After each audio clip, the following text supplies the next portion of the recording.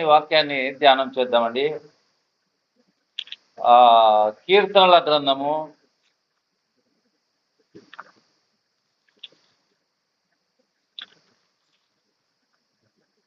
13వ కీర్తన మొదటి నుండి 5 వచనాలు చదువుకుందామండి. ఉన్నదే 457. యెహోవా, ఎన్నాళ్ళ వరకు నన్ను మరిచిపోదు, నిత్యము మరచెదవా? నాకెంత కాలము విముఖుడవై ఉందువు? ఎంతవరకు నా మనస్సులో నేను చింతపడదు? ఎంతవరకు నా హృదయములో పగలంతయు దుఃఖాక్రాంతుడనై ఉండును? ఎంతవరకు నా శత్రువు నా మీద తన్ను హెచ్చించుకొనును? యెహోవా నా దేవ, నా మీద దృష్టి ఉంచి నాకు ఉత్తరమేమి? నేను మరణ నిద్ర నొక్కకుండను, వాని వెలిసిందని నా శత్రువు చెప్పుకొనకుండను. నేను తూలిపోయి ఉండగా నా విరోధులు హర్షింపకుండను. నా కన్నులకు వెలిగింపు. నేనైతే నీ కృపయందు నమ్మిక ఉంచి ఉన్నాను. నీ రక్షణ విషయమై నా హృదయము హర్షించుచున్నది. యెహోవా నాకు మహోపకారములు చేసి ఉన్నాడు, నేను ఆయనను కీర్తించెదను. ప్రార్థన చేసుకుందామండి. జీవాధిపతి అయిన మా ప్రభువా, మీ దయను బట్టి మరొకసారి మీ సన్నిధానంలో నిలిచి వాక్యం చెప్పగలిగిన అవకాశాన్ని నాకు కూడా మీరు ఇచ్చినందుకు స్తోత్రం.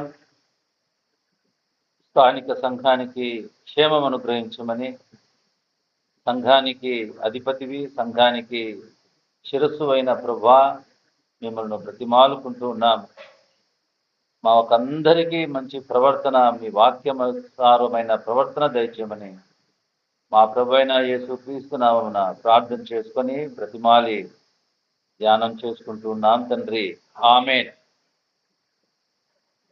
ప్రభునందు ప్రియమైనటువంటి వాళ్ళరా, ఈ 13వ కీర్తనకు పేరు పెట్టబడింది దావీదు కీర్తన. దావీదు రచించినటువంటి కీర్తన. ఇక్కడ ఇద్దరు వ్యక్తులను చూస్తున్నాం ఈ కీర్తనలో. ఎవరిని చూస్తున్నాం? ఇద్దరు వ్యక్తులను చూస్తున్నాం. మనకి ఎట్లా అర్థమవుతుంది ఇద్దరు వ్యక్తులు ఉన్నారని? మీకు అర్థమవుతుంది? ఎట్లా అర్థమవుతుంది అంటే 5వ వచనం చూడండి. నేనైతే అంటే అర్థమేమి? నేనైతే అంటే అర్థమేమి? పైన వాళ్ళు వేరే, నేను వేరే అని అర్థం. నేనైతే నీ కృప యందు నమ్మిక ఉంచి ఉన్నాను. నేనైతే అంటే అర్థమేమి? ఉదాహరణకు మీకు అర్థం కావాలంటే, యెహోషువ మీరు ఎట్లా పోయి సేవించినా కూడా నేను నా ఇంటి వారు యెహోవాను నేనైతే సంఘంలో ఉన్నవారు ఎవరి వ్యక్తిగత జీవితాన్ని వారు పరిశీలన చేసుకోవాలి. నేనైతే లోకంలో కొందరు ప్రభువును అనుసరిస్తున్నటువంటి వారుగా ఉన్నటువంటి వారు, భక్తిని కనుపరుస్తున్నటువంటి వారు ఏం చేస్తున్నారంటే, వారు ఎందుకు భక్తి కనుపరుస్తున్నారో వారి మాటల ద్వారా అర్థమవుతుంది. వారు ఎందుకు మందిరానికి వస్తూ ఉన్నారు, ఎందుకు భక్తిని కనుపరుస్తున్నారు అనేది మాటల ద్వారా అర్థమవుతుంది. ఏ మాటల ద్వారా అర్థమవుతుందో మనం చూద్దాం. యెహోవా, ఎన్నాళ్ళ వరకు నీవు నన్ను మరచిపోవుదువు, నిత్యము మరచెదవా? ఇది ఎవరు మాట్లాడే మాట? విశ్వాసులు మాట్లాడేటువంటి మాటనా? చెప్పండి. మనం ఏం చేస్తామంటే, మేము ఇంత చేస్తాన్నాం నీకు, నువ్వు నన్ను మర్చిపోయినావు. యెహోవా అంటే ఈ మాటలో ఏమున్నది? ఈ మాటలో గర్వం. ఈ మాటలో ఏముంది? నేను నీకు చేసినాను కాబట్టి నువ్వు నాకు చేయాల. ఇది డిమాండ్. దీన్నే భక్తి అంటామన్నమాట మనం. దీన్నే భక్తి ఎందుకు చేస్తున్నామంటే, ఇది చేస్తే దేవుడు అది ఇస్తాడు. ఏమండి? అందుకనే యెహోవా దేవుడు ఎవరినైనా మర్చిపోయినట్లుగా దేవుని వాక్యంలో ఎక్కడైనా చూస్తామా? అది ప్రభువుకున్న లక్షణం కాదండి. ప్రభు మర్చిపోయే లక్షణం మనది, కానీ ఎవరి లక్షణం కాదు. కానీ ఈ విశ్వాసి ఏమంటున్నాడంటే, అటువంటి విశ్వాసులు మనం ఉన్నామేమో ఆలోచన చేసుకోండి. మనం ప్రార్థన చేస్తుండగా, మందిరానికి వస్తుండగా, మనం ఏదో కొన్ని మన కుటుంబాల్లో, మన జీవితాల్లో పనులు జరగాలని ఆశిస్తూ ఉంటుండగా అవి జరగకపోతే ఏం మాట్లాడతాం మనము? యెహోవా ఎన్నాళ్ళ వరకు నన్ను మర్చిపోతావు? ఈ మాట ఎట్లా ఉందండి? రిక్వెస్ట్ పూర్వకంగా ఉందా, అధికార పూర్వకంగా ఉందా? డెఫినెట్ గా నన్ను జ్ఞాపకం చేసుకోవాల్సిందే. ఈ ధోరణి క్రైస్తవుల్లో ఉంటుందండి, క్రైస్తవులుగా పిలువబడే వారిలో ఉంటుందండి. భక్తుడు ఇక్కడ అంటున్నాడు, ఏమంటున్నా అంటే, యెహోవా ఎన్నాళ్ళ వరకు నన్ను మర్చిపోవదువు, తర్వాత నిత్యము మర్చిపోతావా? ఇది ప్రభువును మనం అడగాల్సినటువంటి ప్రశ్నేనా? మీరు ఆలోచించేయండి. అందుకనే మన ప్రార్థనల్లో కూడా దేవుని సన్నిధిలో ఒక కలెక్టర్కు మనం ఏదన్నా పిటిషన్ విజ్ఞాపన పెట్టుకోవాలంటే ఎంతో జాగ్రత్తగా మనము ఇది పెట్టుకుంటాం. ఏమంటే అవి, కానీ దేవుని సన్నిధిలో ఈ భక్తుడు అంటున్నాడు, యెహోవా నువ్వు నన్ను ఎన్నాళ్ళ వరకు నువ్వు మర్చిపోతావు అంటే దేవుని ఉద్దేశం, ఆయనకున్న ఉద్దేశం ఏంటి? దేవుడు నన్ను ఎంతో చేసినాను ఆయనకు. ఆయన చేసిన దానికంటే నేనే ఎక్కువ చేసిన, కానీ ఆయన నన్ను మర్చిపోయినాడు. అంతేనా అర్థం ఇచ్చేది? అంతేనా అర్థమవుతుందా లేదా? మనం ఎట్లా ఉన్నాం? మన హృదయాలు ఎట్లా ఉన్నాయి? ఈ భక్తుని మాదిరి ఉన్నాయా? ఇక్కడ కీర్తన దావీదేమంటున్నాడు, ప్రభువా నేనైతే నీ కృపయందు నమ్మిక ఉంచున్నాను. నేనైతే, ఎక్కువ దావీదు భక్తుడు మాట్లాడేటువంటి మాట నేను ఎట్లుంటాను, వాళ్ళందరూ ఎట్లున్నారు, నేను ఎట్లుంటాను అన్నది ప్రభువుకు అవసరం అండి. అందుకనే చూడండి, తర్వాత నాకెంతకాలము విముఖుడవై ఉందువో. ఎవరు మాట్లాడేటువంటి మాట ఇది? నాకెంతకాలం అంటే నేనేం చేస్తున్నాను? నీకు ఎంత భక్తి చేస్తానంటే, ఎంత ఉపవాసం చేస్తానంటే, ఎంత డబ్బులు ఇచ్చినానంటే, ఇన్ని చేసిన తర్వాత ఇదే కదా మాట్లాడాల్సిందే. నాకెంతకాలము విముఖుడవై ఉందువు ప్రశ్న. అటువంటి ప్రశ్నలతోనే విశ్వాస జీవితాలు ఎల్లదీస్తున్నారండి. తృప్తి లేని జీవితాలు, సమ్మతి లేని జీవితాలు. అసలు దేవుని వాక్యం ఏం చెప్తా ఉందంటే, ఎప్పుడు తన తల్లి అయినా తన పిల్లను మరచును గాని నేను నిన్ను మరువను. చూడుము, ఆరాధనలో వాక్యం విన్నాం, నా అరచేతుల మీదనే నిన్ను చెక్కి ఉన్నాను, భయపడకుము, పేరు పెట్టి నిన్ను పిలిచి ఉన్నాను. అంటే పేరు పెట్టి పిలిచడం అంటే అర్థమేమి? అంటే 1000 మందిలో ఒక పెద్ద అధికారి మనల్ని పేరు పెట్టి పిలిస్తే మనకి ఎట్లుంటుంది? సంతోషం ఉంటుంది. తర్వాత ఆయన నన్ను మర్చిపోలేదు. ఎంత భయపడకుమో, నువ్వు ఏ స్థితిలో ఉన్నావో నువ్వు భయపడకుము, నేను పేరు పెట్టి పిలిచి ఉన్నాను, అరచేతుల మీదనే నేను నిన్ను. ఇప్పుడు మాంసం కొట్టే కటికవాడు మాంసాన్ని ఎక్కడ కొడతాడు? పెద్ద చెక్క ఉంటుంది, దాని మీద దబా దబా దబా కొట్టేస్తాడు. ఇష్టం, వారి ఇష్టం ఎట్టన్నా కొట్టచ్చు. అవునా కదా? నేను నిన్ను ఎంత సరి చేసినాను? నిన్ను విడగొట్టడానికి నేను కొట్టడంలే, నేను నిన్ను సరి చేయడానికి ఎక్కడ?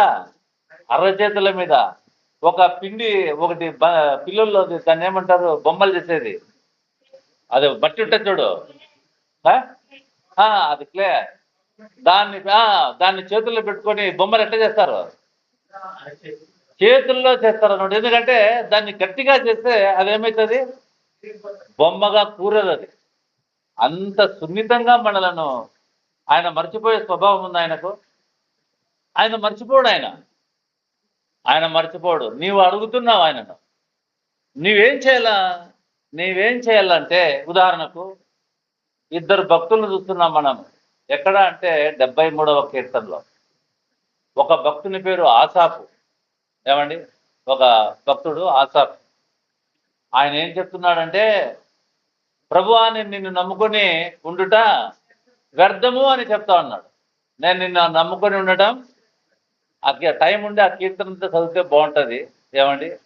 ఆయన అంటున్నాడు, చూడండి, దేవుని నమ్మని వాళ్ళు బంగారు నగలేసుకున్నారు, దేవుని నమ్మని వాళ్లకు పెళ్లిళ్ళు జరుగుతున్నాయి, దేవుని నమ్మని వాళ్ళ పంటలు బాగా పండుతున్నాయి, వాళ్ళ పశువులు బాగా ఈనుతూ ఉన్నాయి. అందుకోసం వాళ్ళు ఏం చేస్తున్నారంటే గర్వపడి వాళ్ళ మెడనే గర్వంగా 73వ కీర్తన వాళ్ళ మెడనే గర్వంగా తిప్పుతా ఉన్నారు. ప్రభువా నేనైతే నిన్ను నమ్ముకున్నాను, నాకు దినమంతా 73 తీయండి. మీరు తీసే కానీ మీకు అర్థమవుతట్లేదు. 73 ఏమంటే ఇవన్నీ ఎందుకు తీపినంటే టైం ఎక్కువైతే మళ్ళా మీరు ఎగ్జాస్ట్ అయిపోతారనమాట. 73వ కీర్తన 12వ వచనం. ఇదిగో ఇట్టివారు భక్తిహీనులు, వీరు ఎల్లప్పుడూ నిశ్చింత గలవారై కనుంటే చేతుకుందు. ఎల్లప్పుడూ ఏముంటుందంటే వాళ్ళకు నిశ్చింత. నిశ్చింత అంటే ఏం చింత లేదు. ఇదిగో ఇట్టివారు భక్తిహీనులు అంటే వాళ్ళు ఎట్లా కనపడుతున్నారు? భక్తులుగా కనపడుతున్నారు. వాళ్ళు ఎట్లా కనపడుతున్నారమ్మా? భక్తులుగా కనపడుతున్నారు. మీకు అర్థమవుతుందా? ఫాలో అవుతున్నారా? ఇదిగో మనకేం తెలుసు వాళ్ళు పెద్ద భక్తులు, అబ్బా వాళ్ళకు ధనం ఏమొస్తుంది, దేవుడు ఏమి ఇస్తాడు అనుకుంటాం. అయ్యా వాళ్ళు భక్తులు కాదయ్యా, వాళ్ళు ఎవరు? ఇట్టివారు. వాళ్ళకేముండదు? నిశ్చింత గలవారే ధనవృద్ధి చేసిన తర్వాత. ఎవరంటున్నాడు? ఆశాపడ నా హృదయం నేను ఎందుకు వ్యర్థమే, నాకు దినమెల్లా తర్వాత నా చేతులు కడుగుకొని నిర్మలుడై ఉండుట వ్యర్థమే. దినమంతా ఏం కలుగుతుందంటే ఆయనకు వాళ్ళకి నిశ్చింతగా ఉన్నారు. వాళ్ళకి ఏం కష్టం లేదు. ఇదే ఇప్పుడు సంఘంలో వచ్చినటువంటి ప్రాబ్లం. ఏం ప్రాబ్లం అంటే మనం ఎప్పుడు బయట వారిని పోల్చుకుంటా ఉంటాం. ఏమని? అరే వాళ్ళు చూడు, దేవుని ఎందుకు భక్తి లేకపోయినా దేవుడు వాళ్ళకి ఎట్లా ఇస్తున్నాడు, ఇట్లా పరీక్ష రాసే లోపల అట్లా ఉద్యోగాలు ఇస్తున్నాడు, మనము ఎంత కష్టపడి చేసినా మనకేమీ రావటం లేదు అని మనం ఏం చేస్తాం? చివరికి మన హృదయంలో నేను భక్తిగా ఉండటము వ్యర్థమే, నాకేమీ ప్రయోజనం లేదు. భక్తి ప్రయోజనం కోసం కాదండి. భక్తి ఏదో ఆశించి చేయడం భక్తి కాదండి.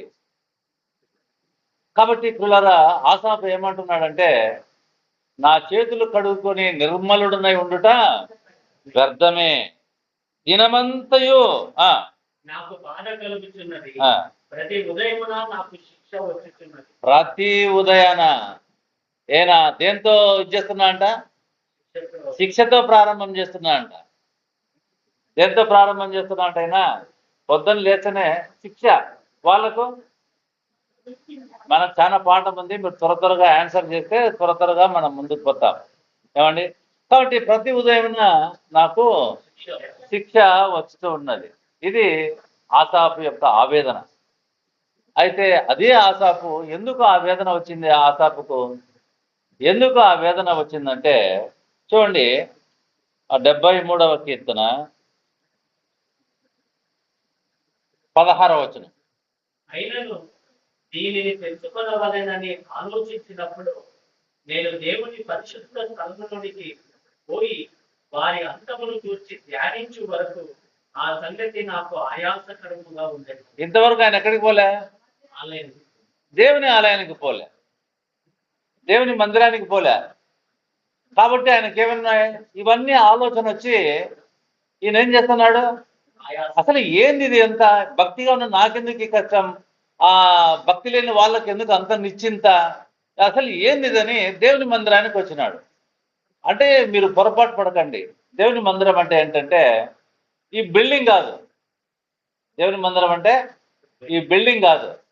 దేవుని మందిరం అంటే ఆయన విమోచించిన పిల్లలందరూ ఒక చోట ఉండటమే దేవుని మందిరం.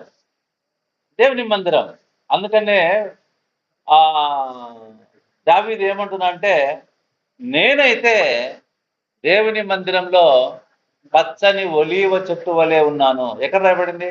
51వ కీర్తన చూడండి ఒకసారి. ఇది కూడా అట్లే పెట్టుకొని 51వ కీర్తన త్వరగా తీయాల. సరే. 8వ నేనైతే దేవుని మందిరములో పచ్చని ఒలీవ చెట్టు వలె ఉన్నాను. ఒలీవ చెట్లు ఎక్కడ ఉంటాయి చూడండి. ఒలీవ చెట్టు ఇక్కడ ఒకటి, ఆ ఊర్లో ఒకటి, ఆ ఊర్లో ఒకటి ఉండదండి. అవన్నీ ఆడుంటాయి ఒక చోట. అవి ఎత్తుటి ప్రదేశాల్లోనే అందుకనే ఒలీవల కొండ అంటే ఆ కొండ మీద ఏమున్నాయి? అన్నీ చెట్లు అన్ని కలిసి ఒక చోట పుడతాయన్నమాట. ఒక వండర్ ఏమంటే ఆ ఒలీవల చెట్ల మధ్యలో ఇంకొక చెట్లు రాలేవు. అందుకనే నేనైతే దేవుని మందిరంలో పచ్చని ఒలీవ చెట్టు వలె ఉన్నాను. అంటే అర్థం ఏమిరా అంటే, అందరము విశ్వాసులమందరం ఒక కలిసి ఉండటం వలన, ఇప్పుడు ఉదాహరణకు నాకు కొన్ని జబ్బులు ఉన్నాయి. నీవు జబ్బుతో బాధపడుతూ నేను దేవుని నమ్ముకున్నాను, నాకేమి బాగలేదని నువ్వు బాధపడుతుంటావు. దేవుడు నన్ను చూపించి నీకేం కలగజేస్తాడు? ఒక ధైర్యాన్ని. ఇది శాశ్వతం కాదు. ఏది శాశ్వతం? పరలోకం శాశ్వతం. ఒకరికి ఒకరు మాదిరికరంగా ఉండి అందరు ఎట్లుంటారు? ఎండిపోరు. అందరు ఎట్లుంటారు? పచ్చని ఒలీవ చెట్టుల వలె వాళ్ళు ఉంటారండి. అంటే చాలా మంది ఏమంటారంటే మందిరంలో అంటే ఈ బిల్డింగ్ లో అనుకుంటారు. ఈ బిల్డింగ్ పడిపోతుంది, కానీ మనము పడిపో నిత్య జీవం కలిగినటువంటి వారు. కాబట్టి ప్రియ సోదరుడా, ప్రియ సోదరి, ఈ భక్తుడు మందిరానికి పోలేదు. రకరకాల ఆలోచనలు. ఎవరైతే మందిరానికి వెళ్ళరో వాళ్ళకు ఆలోచన చెప్పే వాళ్ళు కూడా ఎక్కుకుంటారు. ఏమి ఎక్కుకుంటారు? ఆడికి పోతే ఆయన చేయి పెడితే, ఈడికి వస్తే వీళ్ళు నీళ్ళు ఇస్తే, ఆడికి పోతే వాళ్ళు నూనె ఇస్తే, ఇవన్నీ ఆలోచనలు ఎక్కడి నుంచి వస్తాయి? మందిరంలో రావు ఇవన్నీ. అందుకనే ప్రియ సోదరుడా, ప్రియ సోదరి, నీవు దేవుని మందిరంలో అంటే సహవాసంతో కలిసి ఉంటే నీవు పచ్చని ఒకరిని చూసి ఒకరికి ప్రభు ధైర్యం ఇస్తాడు. ఇదిగో సత్యబాబును కాపాడుతున్న నేను నిన్ను కాపాడు. ఇప్పుడు చూడండి, కొత్తగా నాకు ఈ చెయ్యి ఎక్కువ నొప్పి, అసలు ఎంత భరించలేని నొప్పి అంటే, ఈ వ్యాధుల కంటే ఇది భయంకరమైన వ్యాధి అయింది. ఇదేంద్రా ఇదని నేను డాక్టర్ దగ్గరికి పోయినా. పోతే డాక్టర్ ఏం చేసినాడంటే ఎక్స్రే తీసినాడు. తీసి, సార్ మీకు ఒక ప్రాబ్లం ఉంది, అది మీకు ఇంతవరకు తెలియకుండా పోయింది, గడిచిపోయింది. ఏం సార్, ఏం ప్రాబ్లం? గుండె చల్లగా అయిపోయా. ఏం ప్రాబ్లం సార్ అంటే, మీకు ఒక రిబ్బు ఎముకలు ఉంటాయి కదా, రిబ్బు పక్కటెముకలు, మీకు ఈ మెడ నుంచి కొత్తది ఒకటి, కొత్త అంటే ఒక ఎక్స్ట్రా పక్కటెముక ఉంది మీకు, దానిపై నుంచి నరాలు ఈ చేతికి పోతున్నాయి కాబట్టి అది బిగుసుకోపోయి మీకు నొప్పి వస్తూ ఉంది. ఏమండి, ఇవన్నీ మేము చెప్తా ఉన్నాం. ఎందుకు చెప్తున్నామంటే, నన్ను బలపరుస్తున్నటువంటి ప్రభు శరీర సంబంధంగా మిమ్మల్ని కూడా విడవడు అని చెప్పడానికి. అసలు నేను ఇక్కడ నిలిచి వాక్యం చెప్పడం కూడా దేవుని కృపనే. అంత శక్తి కానీ, అంత సామర్థ్యం కానీ, నా శక్తి నా సామర్థ్యం ఎప్పుడు కాదు, అది ఆయన కృపనే. కాబట్టి పిల్లరా, అతడు ఆసాపు దేవుని మందిరానికి పోయినాడు. దేవుని మందిరానికి పోతే ఆయనకి ఏం తెలిసిందంటే, చూడండి, చదివి త్వరగా మనము 73వ కీర్తన. నిశ్చయముగా నీవు వారిని కాలుజారు చోటనే ఉంచి ఉన్నావు. వాళ్ళందరూ ఎక్కడున్నారంట? నిశ్చింతగా ఉన్నారు, కానీ వాళ్ళు ఎక్కడున్నారంట? కాలుజారు చోట అంటే అర్థమేమి? ఎక్కడ మనం ఎక్కువ కాలు జారేది? ఎక్కడ జారుదాం కాళ్ళు? బాత్రూంలోనే ఎక్కువ జారేది. అవునా కదా? కాలు జారి చోట అంటే అర్థం ఏంటంటే, ఒక్కసారి కాలు జారితే కంప్లీట్గా లోయలో పడిపోయే స్థితి అన్నమాట. వాళ్ళు ఏమనుకుంటున్నారు? డబ్బు కాపాడిందా వాళ్ళకు? వాళ్ళ క్షేమం కాపాడిందా? వాళ్ళ పశువులు కాపాడినాయా? వాళ్ళ పిల్లలు కాపాడినారా? వాళ్ళు ఎక్కడున్నారు? వాళ్ళు ఏమి ఆలోచన చేయలేదు వాళ్ళ రక్షణ గురించి. ఈయన కేవలం రక్షణ గురించి ఆలోచన చేసినాడు కాబట్టి దేవుడు ఆయన కావలసిన వాటిని మాత్రమే ఇచ్చి నడిపిస్తూ ఉన్నాడు. ఇవన్నీ ఆసాపు ఏమనుకున్నాడు? నాకు ఏం లేదనుకున్నాడు. అవి గొప్ప వరాలని ఎప్పుడు తెలుసుకున్నాడు? చూడండి 73వ కీర్తన 24వ వచనం, నీ ఆలోచన 21. నా హృదయము మత్సరపడేది, నా అంతరింద్రియములో నేను వ్యాకులపడింది. నేను తెలివిలేని పశుప్రాయుడనైతి, నీ సన్నిధిని మృగము వంటి వాడనైతి. అయినను నేను ఎల్లప్పుడూ నీ యొద్ద నున్నాను. మర్చిపోయినాడు ఆ దేవుడు? ఆడేమంటున్నాడు? నన్ను ఎన్నాళ్ళు మర్చిపోతావు? అవునా? ఆయనను ఇంత వ్యతిరేకంగా నేను జీవిస్తున్నప్పటికీ నేను ఎల్లప్పుడూ నీ యొద్ద ఉన్నాను. నా కుడి చెయ్యిని నీవు పట్టుకొని ఉన్నావు. నీ ఆలోచన చేత నన్ను నడిపి. మర్చిపోయినాడా? ఏమండి ప్రియులారా, మనము పదే పదే మాట మాట్లాడుతూ ఉంటాం, దేవుడు మర్చిపోయినాడు, దేవుడు మర్చిపోయినాడు. నీ కుడి చేయిని పట్టుకొని నీకు ఆలోచన చెప్పి నేను నడిపిస్తాను. ఇవన్నీ మనం వింటూ ఉంటే దేవుడు వినిపిస్తున్నాడండి. ఎందుకో తెలుసిన? ప్రభునందు ఆనందించి దేవునికి కృతజ్ఞత చెప్పడానికి. ఈ వాక్యం విన్నందుకు కూడా మనం ప్రభుకు కృతజ్ఞత చెప్పాల.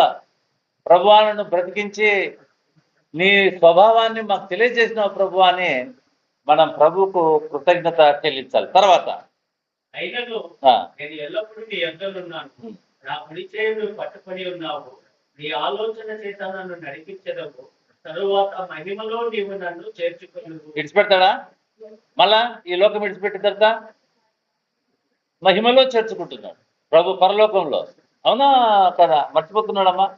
ఎప్పుడు ఆలోచన చేయకండి, ఆయన మర్చిపోతున్నాడు. నీ తల వెంట్రుకలనే మర్చిపోలేదు ఆయన. ఎన్ని ఉన్నాయో ఆయనకు తెలుసు. మరి నిన్నెట్లా మర్చిపోతాడు? కానీ నువ్వేమంటున్నావు? నన్ను మర్చిపోయినావు అంటున్నావు. అది గర్వమైన మాట. ప్రభువా నన్ను క్షమించని మనం ప్రభువును వేడుకునే వారుగా ఉండాలి. తర్వాత ఆకాశమందు నీవు తప్ప నాకు ఎవరున్నారు? నీవు నాకుండగా లోకములోనిది ఏదీ నాకు అక్కరలేదు. ఇప్పుడేమన్నా? అంతకుముందు ఏమన్నాడు? నాకేంది లేదే అన్నాడు. ఇప్పుడేమంటున్నాడు? నాకు అవన్నీ అక్కర్లేదు. తర్వాత నా శరీరము నా హృదయము క్షీణించిపోయినను దేవుడు నిత్యము నా హృదయములకు ఆశ్రయముడు స్వాస్థ్యమునై ఉన్నాడు. ఇప్పుడు నా శరీరం బాగుండాలనుకుంటున్నాడా? క్షీణించిపోయినా. తర్వాత దేవుడు నిత్యము నా హృదయమును ప్రభునందు పిల్లరా జాగ్రత్త పడదాం. దేవుడు మీ హృదయాలను బట్టి మీకు హెచ్చరిస్తున్నాడు, మేము నిన్ను మర్చిపోలేదు. నువ్వు అనుకుంటున్నావు దేవుడు నన్ను మర్చిపోయినాడు అని. మర్చిపోవడము ఆయన స్వభావం కాదు. ఆయన నిత్యము మనం ఆయన దగ్గర ఉన్నాం. 13వ కీర్తనకు వద్దాం, 2వ వచనం. ఎంతవరకు? నా మనసులో నేను చింతపడదును, ఎంతవరకు నా హృదయంలో పగలంతయు దుఃఖాక్రాంతుడనై ఉండును, ఎంతవరకు నా శత్రువు నా మీద తను హెచ్చించుకొను. చూడండి, ఎంత వాళ్ళలో ఉన్న చింత ఏంటి? మనలో ఉన్న విశ్వాసులుగా కనపడుతున్న వాళ్ళు ఉన్న చింత ఏంటి? ఆ చింత ఏంటంటే కింద రాయబడి చూడండి, ఎంతవరకు నా శత్రువు మన చింత ఏంటి? మనల్ని కొంచెం శత్రువులు మాత్రం ఉంటారే, వాళ్ళు మనకన్నా తగ్గు స్థితిలోకి పోవాలా. వాళ్ళు ఏం చేస్తున్నారు? హెచ్చించుకుంటూ ఇది నేను సహించలేను, దేన్నైనా సహిస్తాను, కానీ దీన్ని నేను ప్రభువా ఎంతవరకు నా శత్రువు నా మీద హెచ్చించుకుంటాడు? ఎంతవరకు నా మనసులో నిన్ను ఎందుకు నమ్ముకున్నాను నేను? చింత ఉండకోకుండా, నా హృదయంలో దిగులు లేకోకుండా, శత్రువుల కంటే నేను ఉన్నతంగా ఉండేలాగా ఉండడానికి నేను నిన్ను నమ్ముకున్నాను. కానీ నువ్వేం చేస్తాను? చదవాలి అది. ఎంతవరకు నా శత్రువు నా మీద తను హెచ్చించుకోను. అంటే ఈయన చింత ఏంటి? ఎందుకు దేవుని నమ్ముకున్నాడు? మనం అందరం బాగుండాలా. ఇది క్రైస్తవులకు ఉన్న లక్షణం. ఇది మేము దాన్ని దేవుని ఆశీర్వాదంగా చెప్పే వాళ్ళు ఉన్నారు. మీకు ఒక ఉదాహరణ చెప్తాను చూడండి. వాక్యము బైబిల్ బాగా చదివిన వాళ్ళకు అర్థమవుతుంది. ఏశావును ఇస్సాకు ఏశావును ఆశీర్వదించాల, ఏశావును ఆశీర్వదించాల. తర్వాత యాకోబు దొంగగా వచ్చి ఆశీర్వాదాన్ని తీసుకున్నాడా లేదా? ఓకే, ఎక్కువ చెప్పండి, ఊరికే మీకు అర్థమయ్యేలాగానే. తర్వాత దేవుడే అతనితో పోరాడినాడు. ఎవరితోటి? యాకోబుతో. ఇప్పుడు యాకోబు ఏమంటున్నాడు? నీవు నన్ను ఆశీర్వదించితేనే కానీ నేను నిన్ను పోనీయను. అదే నిజమైన ఆశీర్వాదం అంటే ఈ ఆశీర్వాదం కోసం ఆయన పోరాడేవాడా? చెప్పండి, ఏది ఆశీర్వాదం? ప్రభువును కలిగి ఉండటమే ఆశీర్వాదం. నన్ను ఈ స్థితిలో ఉంచడమే నాకు గొప్ప ఆశీర్వాదం. నిన్ను ఆ స్థితిలో ఉంచడమే గొప్ప ఆశీర్వాదం. ప్రతివాడు ఏ స్థితిలో పిలువబడినో ఆ స్థితుల్లోనే దేవుణ్ణి మహిమపరిచేటువంటి వారుగా ఉండాలి. మహిమపరచడానికి మనకు దేవుడు ఈ స్థితి పెట్టాడండి. ఎందుకు? నీకు పెద్ద కోటీశ్వరురాల్ని చేసి ఆయనను మహిమపరచుకోవడానికి ఆయనకు అసాధ్యమైన కార్యమేం కాదు. నువ్వెందుకు మహిమపరుస్తున్నావు? కోటీశ్వరులుగా చేసినాడు కాబట్టి మరో మహిమపరుస్తున్నాం. మనం ఎందుకు మహిమపరుస్తున్నాం? మనలను సమాధానకరంగా ఉంచినాడు కాబట్టి మనం. మీకు అర్థమవుతుందా? ఏం తల ఊపటం లేదు ఎవరు? అవును, నాకు కావాలి కదా, ఫీడ్బ్యాక్ కావాలి కదా. మరి ఏం దిక్కులో నెల మాదిరి ఇంటుంటే నేను ఎందుకు చెప్పుకోవాలి అంత కష్టపడి? కాబట్టి ప్రభునందు ప్రియమైనటువంటి వాళ్ళరా, నిన్ను ఆ స్థితిని బట్టే, నీకు భర్త లేడని, నీకు ఇంట్లో కష్టం, ఇవన్నీ తెలుసు ఆయనకు. కానీ దేవుడు ఏమి ఇష్టపడుతున్నాడు? అదే విధంగానే నా బిడ్డ నన్ను మహిమపరచాల. ఈ లోకం శాశ్వతం కాదు. అందుకనే నీవు నాకుండగా ఈ లోకంలో నాకేది అక్కర్లేదు. మళ్ళా హబక్కుకు ఏమంటున్నాడు? శాలలో పశువులు లేకపోయినా, ఒలీవ చెట్లు పంటకు రాకపోయినా, ఏం లేకపోయినా నేను నా రక్షణకర్త అయిన యెహోవా యందు. అవునండి, ఒక చోట ఏమి లేకపోయినని, ఒక చోట అన్ని ఇచ్చిన వాళ్ళు ఎవరైనా దేవుణ్ణి స్తుతిస్తున్నారేమో బైబిల్లో నాకు చెప్పండి.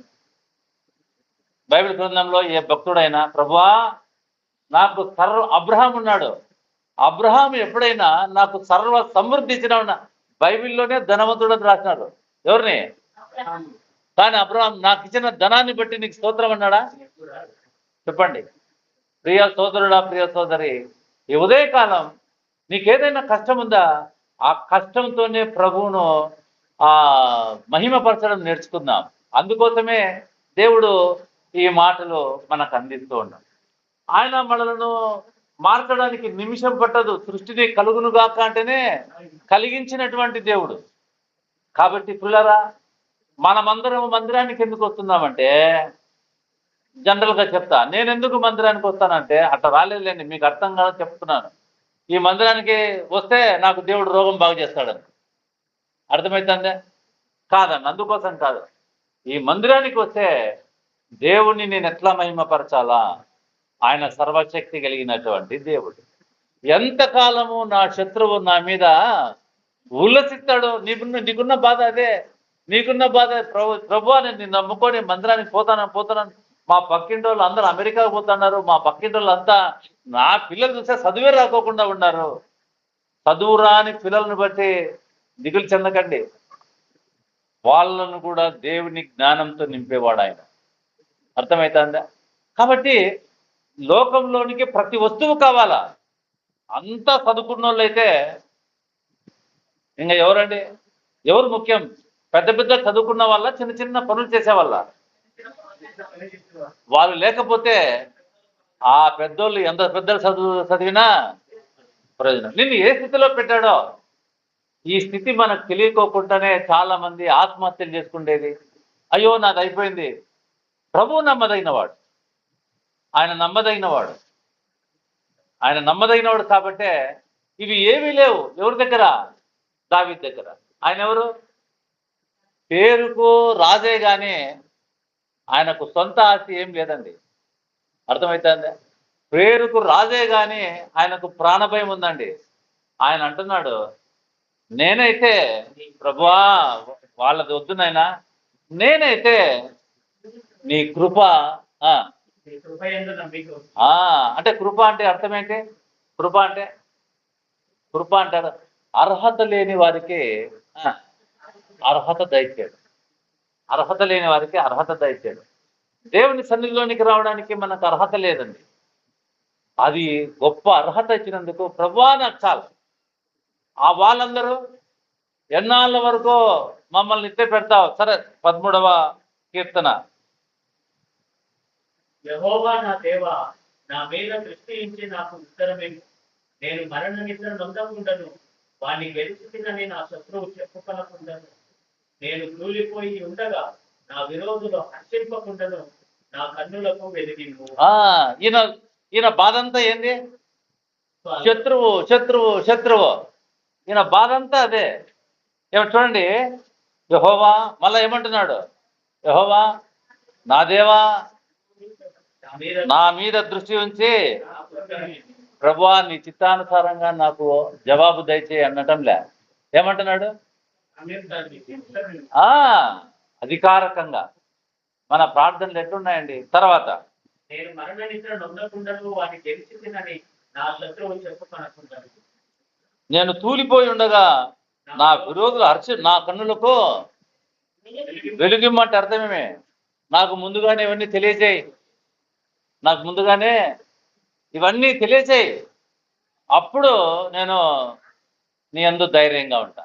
ఇదేనండి భక్తులు, నేటి భక్తుల ఆలోచన ధోరణి. ప్రభువు నన్ను నడిపించేవాడు కుడి చేత పట్టుకొనే అని విశ్వసించేటువంటి వాళ్ళు ప్రభుకు కావాలి. భక్తులు ఏం చేస్తున్నారంటే స్వార్థం, శరీర సంబంధకమైన సాధకము కొంచెం పట్టుకు ప్రయోజనకరం. దైవభక్తి ఇప్పటి జీవం విషయంలోనూ రాబోయే జీవం విషయంలోనూ వాగ్దానంతో కూడినది. తర్వాత 5వ వచనం, నేనైతే నీ కృప యందు నమ్మిక ఉంచి ఉన్నాను, నీ రక్షణ విషయమై నా హృదయము ఆశించుచున్నది. ఈయనంతా పైన వాటి మీద, శత్రువుల మీద ఈయన దృష్టి లేదు. ఈయనకి దేని మీద దృష్టి ఉంది? విశ్వాసికి నీ కృప, నీ రక్షణ. ఇవి రెండు చాలు. నీ కృప, నీ రక్షణ. అమ్మా, ఇంకా నీ హృదయంలో మార్పు చెందకోకుండా ఇప్పటికీ అదే సత్యాన్ని మాటి మాటికి వినడము కంటే కృప ఇంకొకటి లేదండి. మనం ఏం చేస్తామంటే డాక్టర్ దగ్గరికి పోతాం, ఇంజక్షన్ చేసుకో అంటాడు, నాకు ఇంజక్షన్ అక్కర్లేదంటాము. డాక్టర్ ఏమంటాడు? వాడిని పట్టుకుంటారా బలవంతంగా నేద్దామంటాడా? నీకు ఇష్టం ఉంటే ఇప్పించుకో, లేకపోతే లేదు. కానీ ప్రభు మాటి మాటికి నిన్ను బలవంతం చేస్తున్నాడు. అందుకనే భక్తుడు అంటున్నాడు, నేనైతే ప్రభువా నా శత్రువు కంటే నేను హెచ్చించుకోవాలని, నన్ను నువ్వు మర్చిపోయినావని ఇవన్నీ మాట్లాడను నాయనా. నీ కృప యందు నీ కృప ఏం చేస్తుంది? అన్ని సమయాల్లో నన్ను బలపరుస్తుంది. అందుకనే క్రొత్త నిబంధన గ్రంథంలో నా కుమారుడా క్రీస్తు యేసునందున్న కృప చేత బలవంతుడవు కమ్ము. ఆయన కృప మనలను బలపరుస్తుంది. ఆయన కృప మనల్ని నడిపిస్తుంది. ఆయన కృప మనకు ఆలోచన చెప్తుంది. ఆయన కృప ఆదరణ కలిగిస్తుంది. కృప కావాలన్నా ధనం కావాలన్నా చెప్పండి. అంటే ఇప్పుడు నువ్వు పేదరికంలో ఉన్నావు, దేవునికి స్తోత్రం. ఆ పేదరికంలోనే దేవుడు తన కృపనిచ్చి ఆయన కొరకు జీవించే వారిగా మనలను బలపరిచినాడండి. నిరుత్సాహపడుకోకుండా, ప్రభు వైపుకు చూడకుండా, మన కన్నులకు మరుగు కాకుండా ప్రభువు మనల్ని నడిపిస్తూ ఉన్నాడు. కాబట్టి కొంతమందికి అనుమానాలు ఉండొచ్చు. ఏం అనుమానాలు ఉండొచ్చును? ఇక్కడ ఏంది స్వస్థత కొరకు ప్రార్థన చేయరే, ఏం చేయరే అని. ప్రార్థనలు చేస్తున్నామమ్మా. ఎటువంటి ప్రార్థన చేస్తున్నామంటే ఆయన చిత్తానుసారమైన స్వస్థత, మా ఇష్టం వచ్చినట్లు కాదు. కొన్నిసార్లు మనకున్న వ్యాధులే ప్రభు దగ్గరికి నడిపిస్తాయి. వ్యాధులు మంచి వరాలు, వ్యాధులు మంచి వరాలు. అవునండి. కాబట్టి ప్రభునందు ప్రియులారా, మనమందరము నేనైతే యేసయ్యా నీ కృప యందు నమ్మికే ఉంచున్నాను, నువ్వు నన్ను నడిపిస్తావు, నా తర్వాత నీ రక్షణ విషయమై నా హృదయము. ఎవరైతే రక్షణ విషయంలో ఆనందిస్తూ ఉంటారో వాళ్ళకు లోకం కనపడదండి. ఎవరైతే రక్షణ చూడండి, ఉదాహరణకు ఒకటి చెప్పి నేను ముగిస్తా. యోబుకు అంత లాస్. ఏమేమి లాస్ అయినా? పిల్లలు కూడా పోయినారు. ఎవరు మిగిలినారు? భార్య ఒకటే. భార్య ఏమనింది? భార్య కూడా భరించలేక నేను నిన్నేడ భరిస్తాను నాయనా, ఏదో దేవుని దూషించు, నువ్వు చచ్చిపోతే నా బతుకు నేనేదో బతుకుంటాను అనుకుంటుందేమో. ఏమండి? కానీ ఆయన ఏం చేయలేదు, పాపం చేయలేదు. ఆయన పాపం చేయలేదంటే ఆయన ఏమైనాడు? రక్షింపబడినాడు. అర్థమవుతుందండి? ఆయన ఏమైనాడు? ఆయన పిల్లలు పోయినా రక్షణ కంటే ఎక్కువ అనుకోలేదు. ఆస్తి పోయినా రక్షణ కంటే ఎక్కువ అనుకోలేదు. ఆరోగ్యం పోయినా రక్షణ కంటే ఎక్కువ అనుకోలేదు. ఒకవేళ ఆరోగ్యమే రక్షణ కంటే ఎక్కువ అనుకుని ఉంటే ఆయన ఏం చేసినవాడు? అది పాపం చేసిండేవాడు. రక్షణ ఔన్నత్యం చూడండి. ఎందుకంటే మళ్ళా పాపం చేస్తే ఆ రక్షణ ఎంత విలువైంది. ఎవరి జీవితంలో రక్షణ విలువైందిగా ఉంటుందో వాళ్ళు లోకాన్ని లెక్క చేయరండి. అందుకనే నీ రక్షణ విషయమై నా హృదయము. ఆయన హృదయం ఏం చేస్తుందంట చూడండి. 11వ కీర్తన 2వ వచనం.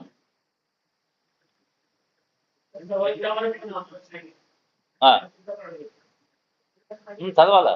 ఎంతవరకు నా మనసులో నేను ఎంతవరకు నా హృదయంలో. ఆయన ఏం చేస్తున్నాడు? హృదయంలో. ఈయనేం చేస్తాడు? నా హృదయంలో నేను హర్షించుతున్నాడు. మీరు ఫాలో కాండి. కొంచెం రేవతినైనా చూడండి, కొంచెం ఫాలో కావాలా. కొంచెం ఎవరో ఒకరు జవాబు చెప్పాలా. అప్పుడు మీకు అర్థమవుతుందా లేదా అనేది అర్థమవుతుంది. ఇప్పుడు పైన ఆ భక్తుడు ఏం చేస్తున్నాడు?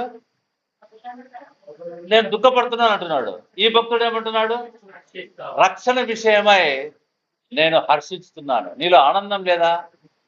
ప్రభు రక్షణ కొరకు నిన్ను పిలుస్తున్నాడు. రక్షణ అంటే ఏంటి? నిత్య నాశనం నుండి మనం రక్షింపబడటమే. ఆ నిత్య నాశనానికి పోకుండా ప్రభు అయిన యేసుక్రీస్తు లోకానికి వచ్చి మనందరి పాపముల కొరకు ఆయన చనిపోయి సమాధి చేయబడి మన పాపములకు క్షమాపణ కలగజేసినాడండి. ఆయన తిరిగి లేచి నూతన జీవాన్ని, నిత్య జీవాన్ని అనుగ్రహించి మనందరినీ పరలోక వారసులుగా చేస్తున్నాడండి. ఈ సువార్త సత్యాన్ని నమ్మి బాప్తిస్మము పొందడమే ప్రభువును మనము అంగీకరించినాం. మరి కీర్తనాకారుడు వలె ఆయన కృప యందు నమ్మిక ఉంచి ఆయన దగ్గరకు వద్దామా, లేదా మనసులో చింత పడుకుంటున్నామా? చింతను ఈ ఉదయకాలం తీసివేసి ప్రభుపై మనము ఆధారపడదాం. దేవుడు ఈ వాక్యమును మన హృదయాల్లో స్థిరపరిచినాడని ప్రభునందు నమ్ముతున్నాం. దేవుడి మాటలు మన కొరకై దీవించును గాక. మన సహోదరుడు పీటర్ వచ్చి వాక్యంతో ప్రార్థనతో ముగిస్తాడు.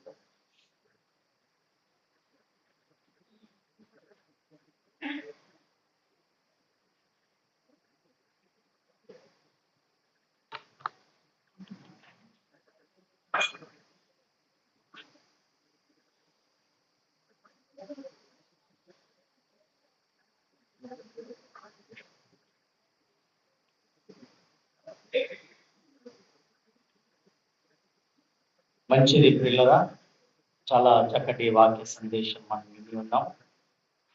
అద్భుతమైన లేకపోతే చాలా ఛాలెంజింగ్ తో కూడిన మాట ఏమిటంటే వ్యాధులు మనకి వరాలు అంటారు. ఈ మాట మనం బయట వినగలమా అండి? నేటి తరంలో విస్తారమైనటువంటి తప్పుడు బోధలు ఉన్నటువంటి ప్రపంచంలో వ్యాధులు వరాలని చెప్పగలిగినటువంటి దైవజనుల్ని మనం బయట కనుగోగలమా? కష్టం. వాళ్ళే వ్యాధుల్లో ఉంటారు, మళ్ళీ వ్యాధుల్ని ఒక శాపంగా చూపిస్తూ ఉంటారు. అయితే మనం ఎంతో సత్య సంబంధమైనటువంటి వాక్యాలను వింటూ అటువంటి దైవజనుల పర్యవేక్షణలో మనం వాక్యాలని వింటూ దేవునికి మహిమకరంగా ఎదుగుతున్నందుకు దేవునికి మనము కృతజ్ఞులమై ఆ వాక్యానుసారంగా జీవించాలి. చెప్పు బ్రదర్.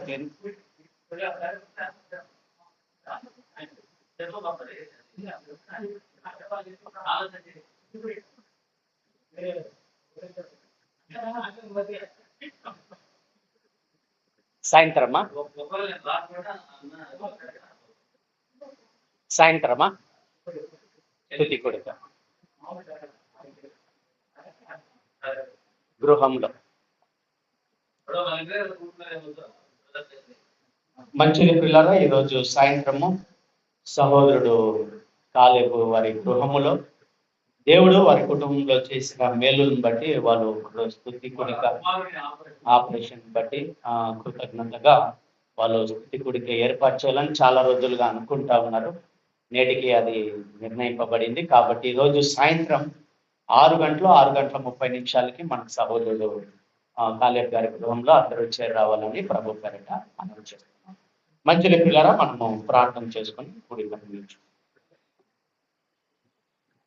మమ్మల్ని మిక్కిలిగా ప్రేమించుచున్న అత్యంత కృప కలిగిన తండ్రి, మీ ఘనమైన నామమునకు స్తుతులు స్తోత్రాలు చెల్లిస్తున్నాం. ప్రభువా, కీర్తనల గ్రంథం 13వ అధ్యాయములో 2 రకములైనటువంటి విశ్వాసులను మేము చూచి ఉన్నాం.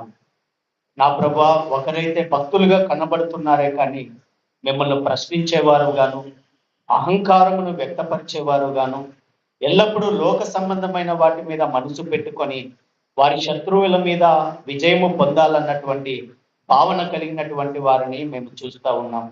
అయితే రెండవదిగా మీ దాసుడైనటువంటి దావీదు గారిని మేము చూసాం. నేనైతే దేవుని యందు, నీ యందు, నీ కృప యందు నమ్మిక ఉంచి ఉన్నానని, నువ్వు అనుగ్రహించిన రక్షణ విషయంలో జీవితకాలం అంతే హర్షించువాడనై ఉన్నానని సాక్ష్యం చెప్తూ ఉన్నాడు. నిజమే, భక్తులుగా నా తండ్రి ఉంటున్నటువంటి మా జీవితాలలో మీ కృపను బట్టి, మీరు అనుగ్రహించిన రక్షణను బట్టి మేము ఎల్లప్పుడూ కృతజ్ఞులమై హర్షించే వారముగా ఉన్నందులకు మీకు స్తోత్రాలు చెల్లిస్తున్నాం. నా ప్రభా, ఆసాపు చెప్పిన విధముగా ఆకాశమందు నీవు తప్ప నాకెవరున్నారు, నీవు నాకుండగా ఈ లోకములోనిది ఏది నాకు అక్కరలేదని చెప్పినట్టుగా మా భక్తి జీవితంలో, విశ్వాస యాత్రలో కూడా మీరు మాకుంటే చాలు, ఈ లోకంలోని ఏది మాకు అక్కరలేదన్న ధైర్యముతోనూ, నమ్మకముతోనూ, విశ్వాసముతోనూ, సుఖ దుఃఖముల యందు, వ్యాధి బాధల యందు, అన్ని విషయాలలో మీకు కృతజ్ఞులై మీకు ఇష్టలుగా జీవించలాగున మీ వాక్యముల ద్వారా మమ్మల్ని బలపరిచినందుకే మీకు స్తోత్రాలు. విన్న వాక్యమును మా హృదయంలో భద్రపరచండి, వాక్యానుసారముగా జీవించి మీ నామమును గణపరిచి కృపను మాకు దయచేయండి. చేరి వచ్చిన బిడ్డలందరినీ బట్టి మీకు స్తోత్రాలు. పేరు పేరున ప్రతి ఒక్కరిని మీరు దీవించండి. అందరికీ బలమును, ఆరోగ్యాన్ని, శక్తిని, క్షేమాన్ని మీరు చేకూర్చండి. మీ చిత్తానుసారముగా బిడ్డల్ని మీ విశ్వాసంలో ముందుకు నడిపించమని కూడా మొరపెడుచున్నాం తండ్రి. మీకు స్తోత్రాలు. ఎత్తబడిన కానుకలను బట్టి మీకు స్తోత్రాలు. నేటి దినం సాయంత్రం జరిగిన స్తుతి కొడుకును బట్టి కూడా మీకు స్తోత్రాలు. అన్ని విషయంలో మీరు మమ్మల్ని మీకు మహిమకరంగా నడిపించి మా ద్వారా మీరు మహిమ పొంది మమ్మల్ని దీవించమని స్తుతి, మహిమ, ఘనత, ప్రభావములను మీకే అర్పిస్తూ యేసుక్రీస్తు పరిశుద్ధమైన నామమున ప్రార్థించి స్తుతించి వేడుకొనుచున్నాము పరమ తండ్రి. అందరికీ వందనాలండి.